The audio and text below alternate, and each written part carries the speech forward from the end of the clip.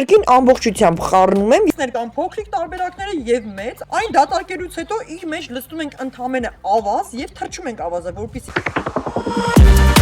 Այն հնարավորություն ունի առավելագույնս ձգվելուն։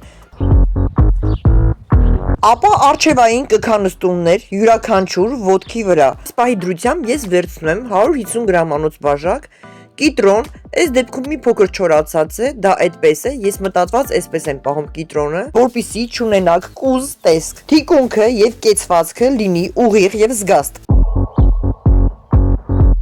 Պետք է լինի հստակ, իսկ կքանստումը առավելագույն վերջնակետի։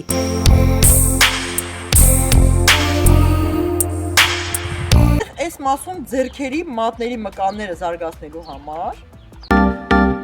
Դե իմ սիրելի հետևորդներ ջան, իմ խոստացված վլոգն եմ նկարահանում, խոտաբույսերի բուսաբուժության եւ գեղեցիկ կազմվածք ունենալու, նիհարելու, գարնանը ընդառաջ արտաքինը մեր հրաշալի տեսք ունենալու ծրագրի հետ կապված, կարճ ասած, ովքեր դիտել են, գիտեն ինչի մասին է խոսքը, անցնում ենք վլոգ ծրագրի երրորդին։ Այս պահի դրությամբ ես վերցնում եմ 150 գրամանոց բաժակ կիտրոն, ավելացնում եմ գթալի 1/3 մասով սոդա, թեյի գթալի մասին է խոսքը։ Ես շեշտեմ, որպեսզի բացի նիհարելը ունենան գեղեցիկ իրան, այսինքն մեջքը, հա, բարակ կառուցվածքը գեղեցիկ, ոչ մի առավելագույնս ձգվելուն։ Տեսեք, ինչ ամուր եմ փաթաթում, կարելի ասել վերջին շունչը։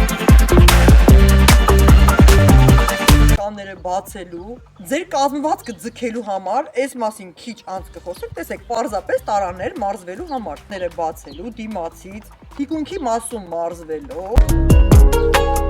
Դե ինչ, կհանդիպենք հաջորդ իմ տեսանյութ վլոգին։